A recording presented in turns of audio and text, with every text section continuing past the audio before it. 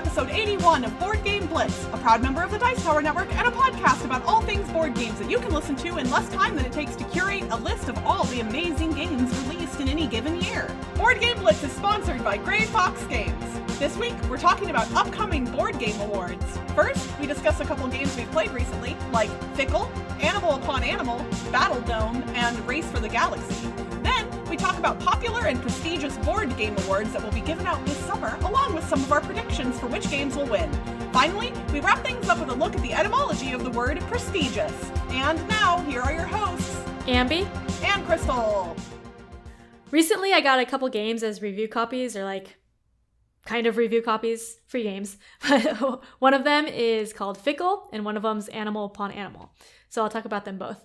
Fickle is an upcoming Kickstarter card game. So 2019, designed by Glenn Cotter, and art is by Amy Brown and a couple more people, but I think it's mainly Amy Brown. But the art is really nice. It has this fairy art and like different fairy art on each card, and there's a bunch of different cards and factions with different colored fairies, which looks nice. But in the game Fickle, it's a combination of set collection and press your luck and kind of take that. So there's 5 rounds, and each round you're getting a card, and you're at the end of the game you want to score based on the cards you have. If you have 1 card of a type, then you get the positive points for it. If you have 2 cards, then you get 0. And if you have 3 or 4, you get negative points for them. And if you have 5, that's like shooting the moon, and you get positive again. So you kind of want like 1 of each color or all of 1 color. So that's kind of what you want to collect. But then during the game, the way you get the cards is the person to your right or left is drawing 3 cards and then ordering them and putting them face down in front of you, and you pick one at a time and decide if you want to keep it or not. So that's the press your luck part, because they ordered it so that either the best card is on the top or on the bottom, or you don't actually know. Or maybe there weren't any good cards in it because they just drew 3 from the top of the deck. And then also each card has a special power. The things like change cards with someone else, or like take a card from someone else's tableau, or give a card to someone else. So a bunch of like random things happen during the game. It's a really quick game. Takes like 15 minutes for the full game because it's only 5 rounds, and each round is really fast. And so I played it with some coworker friends of mine, and we didn't actually enjoy it that much because it was too much randomness for us, and there was some king making at the end, because like with the last power, there were 2 people that could have won, and just one person had the power to decide which of them wins. So even though it's short, we felt like there weren't that many interesting decisions for us, and for our group it was boring. But it's a quick game, and I can see like with other people who like more take that things and are fine with like the randomness, they would like it more. And we went to KublaCon last week or a couple weeks ago. It's a convention here, and there was a giant version and people were playing. So it looked like a lot of people were playing and having fun. And there's also a variety of the cards because you pick different types of cards each time. So like the ones that have powers, you can have a different set of powers each game because you pick 5 out of like 20 or 30 that come with the game.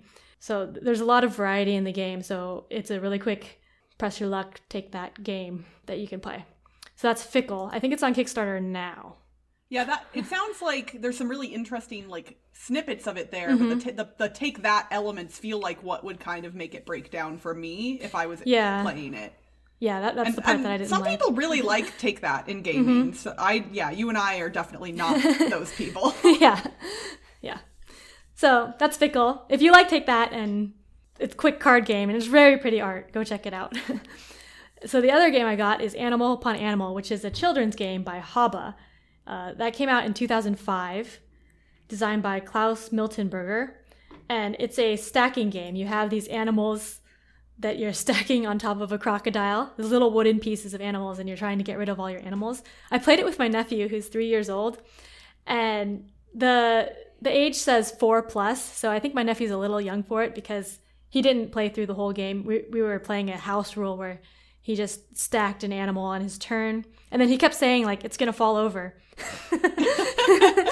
so he kept getting nervous, and then so we just stacked it, and then it fell over, and he liked it, but he wasn't very good at stacking it very high, and he was nervous about it falling over.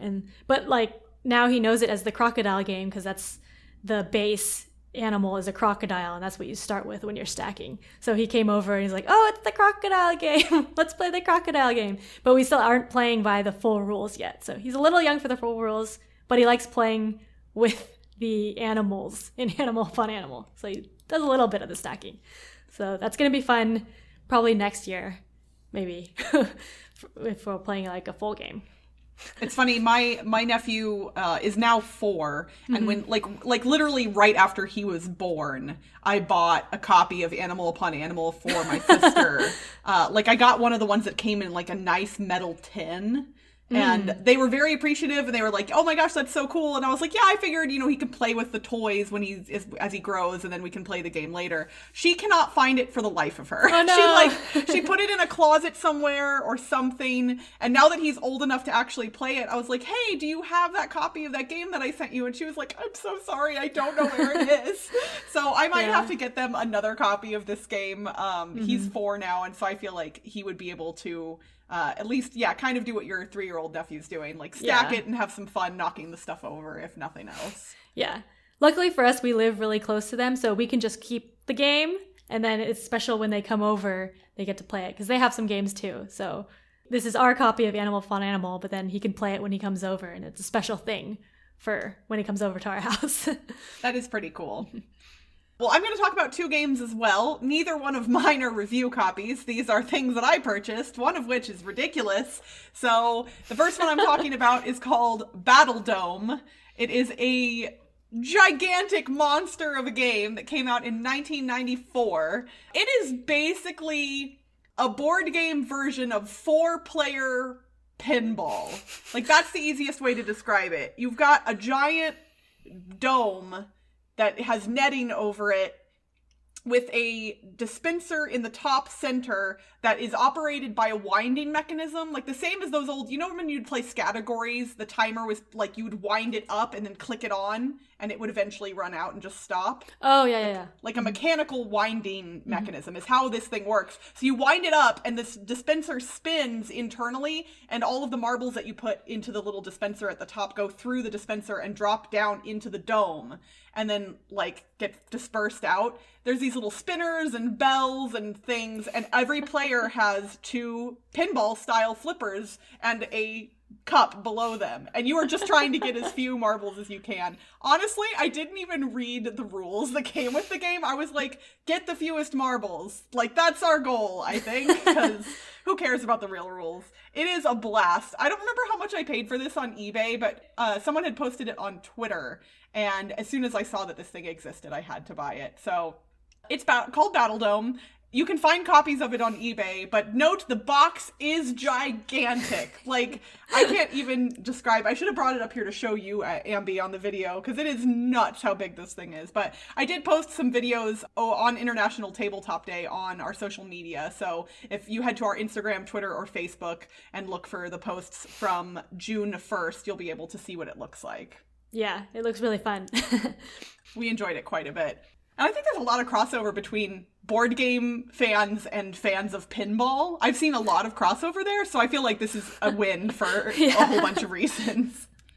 The other game I wanted to briefly mention is also an older game, but still a modern game, and that is Race for the Galaxy. Race for the Galaxy is in my top 100 games of all time, and I've mentioned it offhandedly in a couple of other episodes. This game was originally published in 2007, designed by Thomas Lehman, published by Rio Grande Games, and I actually... Wow, it's funny that it was published in 2007 because the first time I played it was in 2007. I didn't realize that it was brand new when I first played it, but a friend of mine in Kansas City owned it and taught it to me. I've always kind of loved Race for the Galaxy. So in Race for the Galaxy, you are building a galactic civilization with cards. You are constructing developments, settling worlds, generating resources and then consuming those resources to get either more resources or victory points. So very much just a tableau building, engine building game. At its core, it's really fairly simple, but there's a lot of interesting combinations that can come from the different cards. Some of the cards will give you end game scoring conditions. Others will just give you victory points natively. So really, worlds that are very expensive to create will usually give you one of those two things. And the end of the game is triggered when the first person has 12 cards in their tableau, or the supply of victory point tokens that was set out at the beginning of the game is depleted. And usually games are pretty quick. I actually just recently played it 2-player, and I hadn't played it 2-player in quite some time. And when you're playing with 2 players, it works a little bit differently. In the normal game, when you're playing with 3 or 4, every player has a handful of cards that have the different phases of the game listed on them, and each player chooses one of the phase cards to play, and then all of the phases that were chosen by players in the game all go off for all players, but whoever played the card gets a bonus for it. There's other games that do things similar to this as well, but Race for the Galaxy is one of the, I think, originals that does something like this. I'm sure there was probably something before it, but it's one of the modern games, I think, that does it best, if nothing else. In the 2-player game, though, both players get to choose 2 different phase cards from their hand. And what's neat is you have multiples of some of the phases. So, like, the settle phase will allow you to place down a world. And there are 2 settle cards in your hand in a 2-player game. So you could technically do the settle phase twice in a 2-player game, which is kind of neat. It allows you to get cards out more quickly and combo some things in interesting ways. I really like this game a lot. People tend to comment on the iconography and how difficult it is to understand. I have always been of the mindset that it isn't as bad as people say. That's not to say that it's completely intuitive and easy, but honestly, it is not that bad. Especially if you have someone that's familiar with the game to kind of show you the ropes and just be like, oh, that means this. You'll see that same icon on a bunch of different cards. And there are text explanations on a lot of the cards for what those icons mean too. Not all of them, but a lot of them. So yeah. Race for the Galaxy is uber fun. Have you ever played this one, Ambie? Yeah, I've played it a couple times. I think I played it in 2009. But I don't think the iconography was the problem, because I played it with someone who like really knew how to play, and then we were new. But I think the problem more is that I don't know what is out there. So it's harder to know like what other people are going for when you're new, because you don't know like what the combos are. So then that was more of a problem than the iconography. But it was fun. Yeah, this is definitely one of those games where someone who's played it before will have an advantage over someone who hasn't, just because of knowing that like what things exist within the scope of the game. And it's not a huge deck, so it's not that hard to pick up on that kind of stuff. And I tried to, like when I was teaching it yesterday, I kind of tried to explain some of the things that existed, like, oh, there are things that will give you a discount on that, or more resources when you do this, or end-game scoring for these types of things. And I think that's a good way to teach this kind of game, is to give people an idea of what's possible. And I tried to make it very clear that the powers that will allow you to draw more cards from the deck, one of the phases, you're drawing cards and keeping some of them, and you can use special powers to draw a ton of cards, but only keep a couple of them. So if you're looking for specific things in the deck, it allows you to kind of mull through the deck and find those things that you're looking for. But again, if you don't know what you're looking for, that's not helpful. So I really like Race for the Galaxy. It actually got a second edition printing in 2018, which apparently improved the color blindness assets of the game, which there aren't a ton of, but like there's different colors of planets, and so they did something to help with that. And they also included 5 retrofit cards that are revised from the original edition of the game, and 6 New Worlds promo homeworlds. I did not know this until I looked it up on Board Game Geek, and now I might actually try and get a hold of those newer components, because I think that that's pretty cool. Or maybe I'll just buy the new edition of the game and sell my old one. Who knows? But yeah, that is Race for the Galaxy.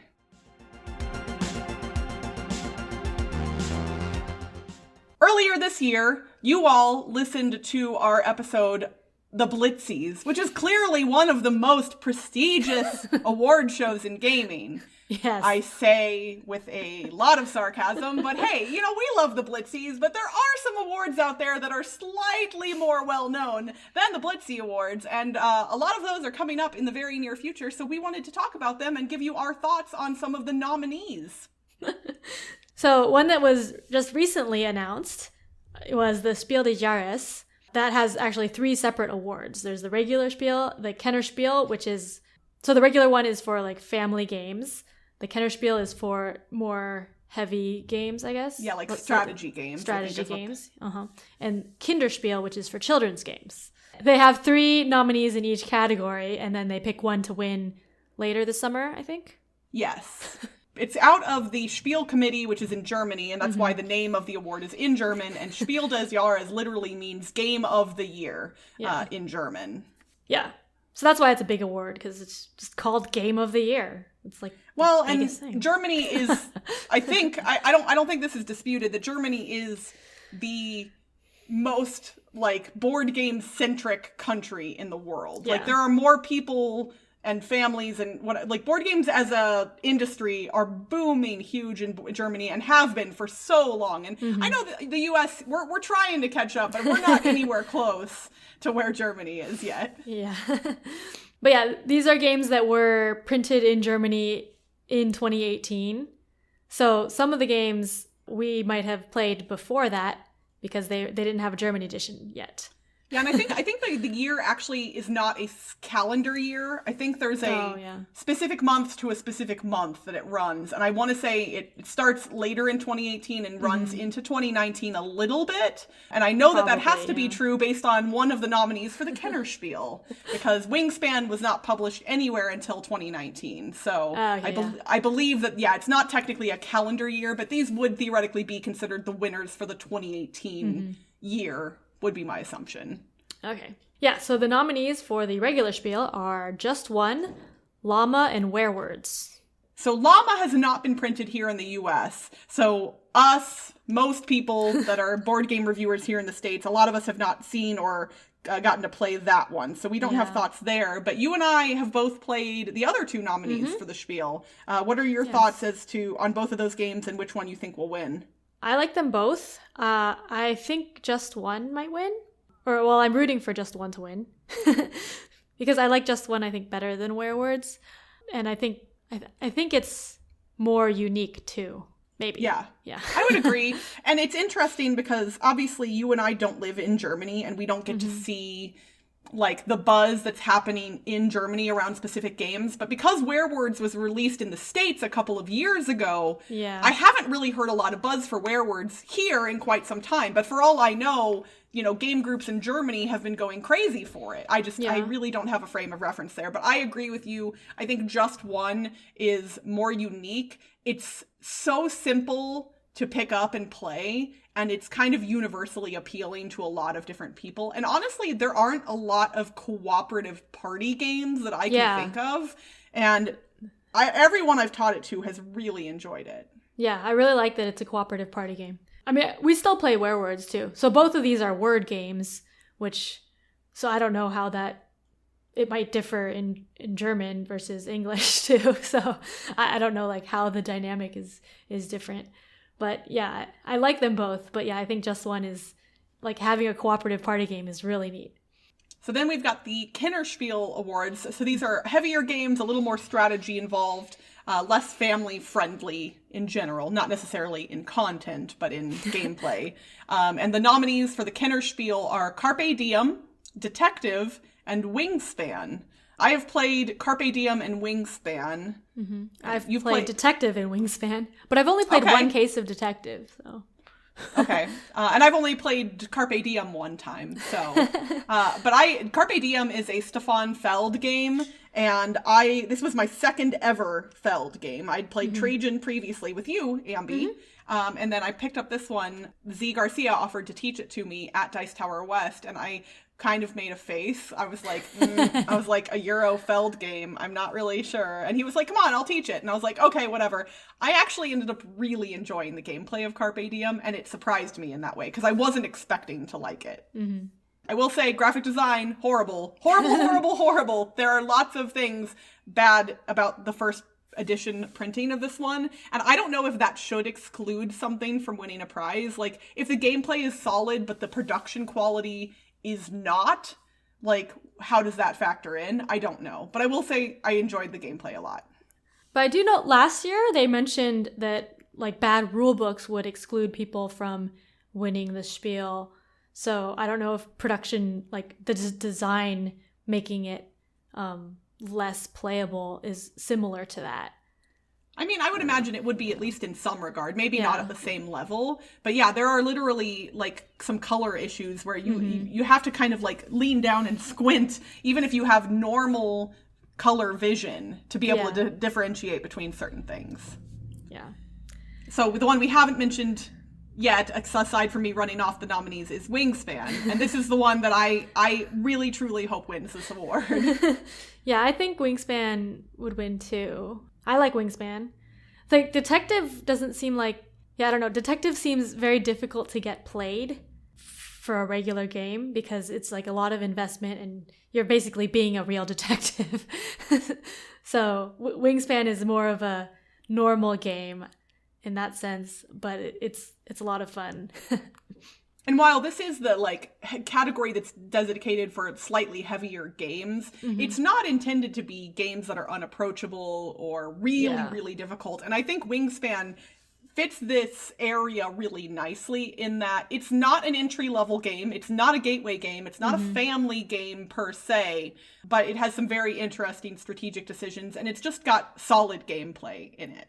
Yep. So people like to hate on all the hype it's getting, and I'm not listening to any of the hate at all because it's a solid game. It's got great artwork, great design, and I cannot wait to see more from the designer, Elizabeth Hargrave. She's got a game on Kickstarter right now. I'm not sure if it'll still be on Kickstarter by the time this episode airs, but Button Shy is formally releasing the card game that she designed that won the Gen Cant contest in 2018 called Tussie Mussy.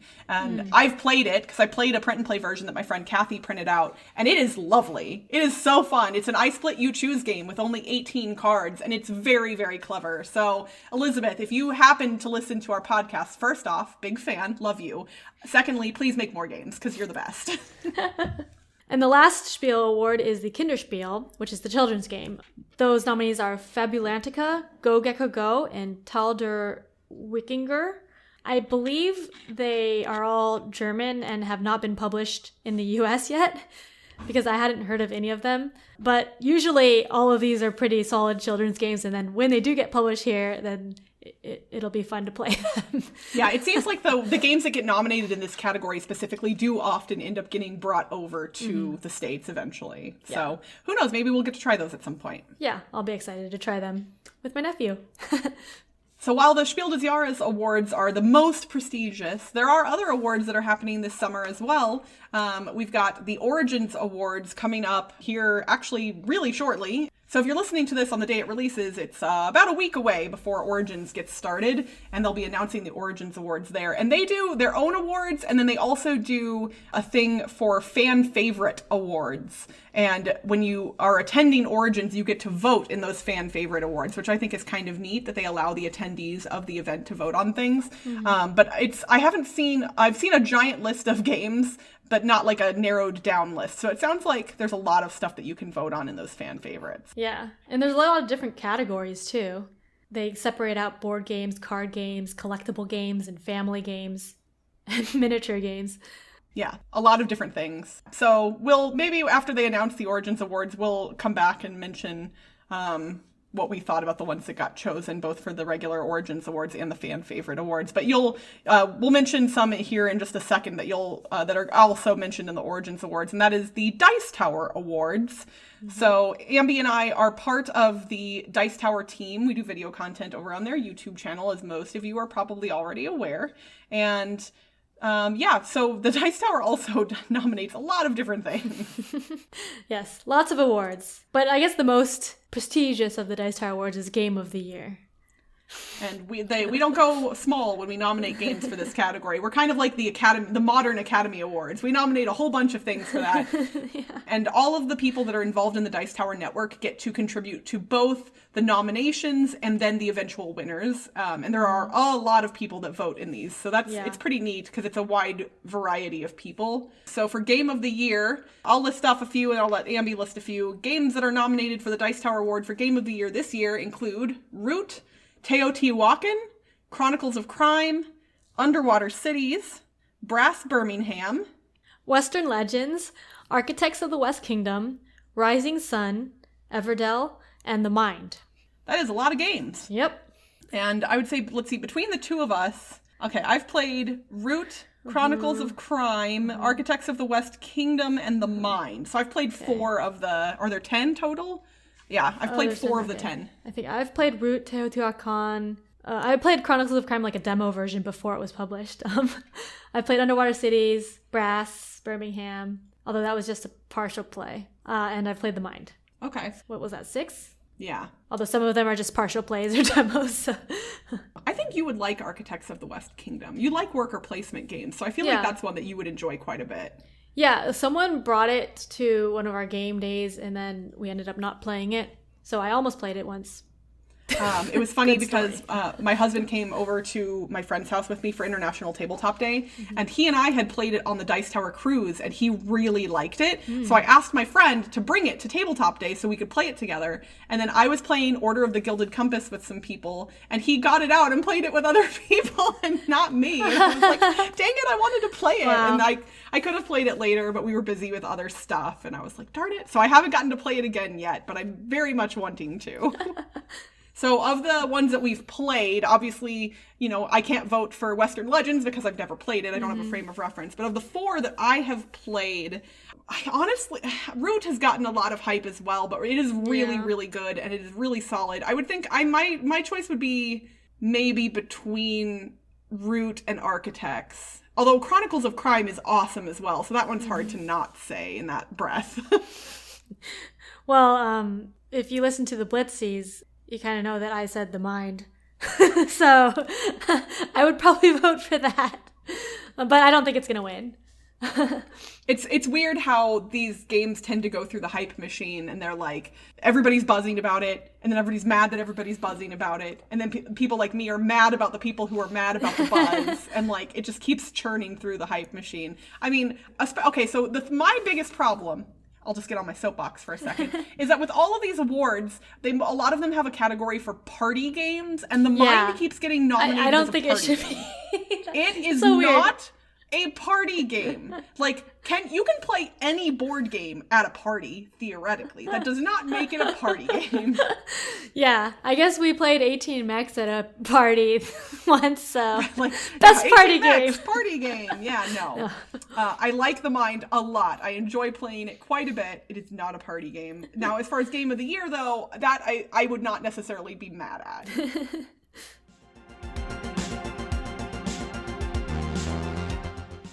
For this week's etymology segment, we're going to look at the origins of the word prestigious. The English adjective prestigious, meaning practicing illusion or magic, or deceptive, originated in the 1540s and came from the Latin word praestigious, which meant full of tricks. That word can be traced back to another Latin word, praestigii, which meant juggler's tricks.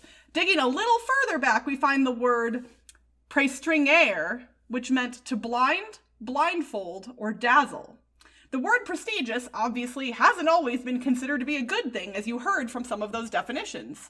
The word was considered to be derogatory in nature until the 19th century. The definition, having dazzling influence, is thought to have first been used in the early 20th century. So next time you're considering your vote for some prestigious awards, think back on what prestigious used to mean, and maybe vote for the one that you don't like instead? And that's it for this week's Board Game Blitz. Visit our website, boardgameblitz.com, for video and blog content, as well as get links to all our social media pages.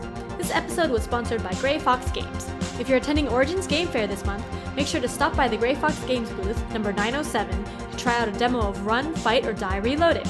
Grey Fox Games. Quality games cleverly crafted. If you're enjoying the show, you can rate and review us on your podcast provider or consider becoming a patron.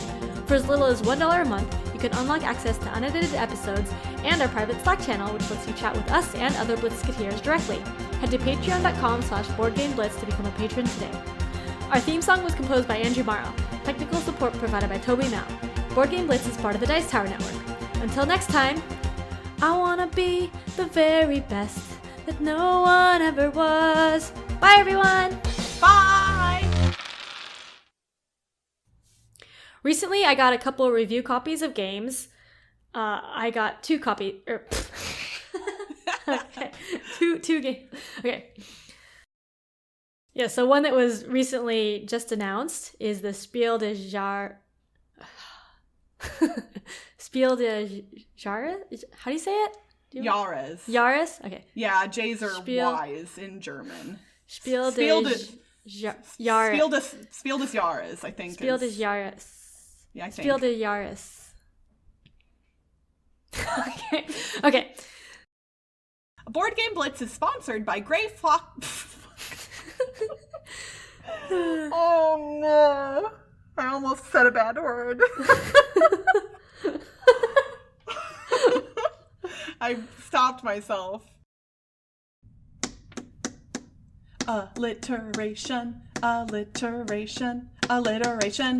I'm flicking a water bottle. It's alliteration time, everyone! A few episodes ago, way back in episode 78, we asked you to retheme a game about being silent for a sparkly person who buys things. What game was that, Ambie? That was Shiny Shopper Shh. The game that we can never say without spelling it. Yeah. And all right, so this week we are asking you to retheme a pastoral tile laying game for cautious and methodical people who work with wood. The answer will be 3 words that all start with the same letter. Good luck, everyone.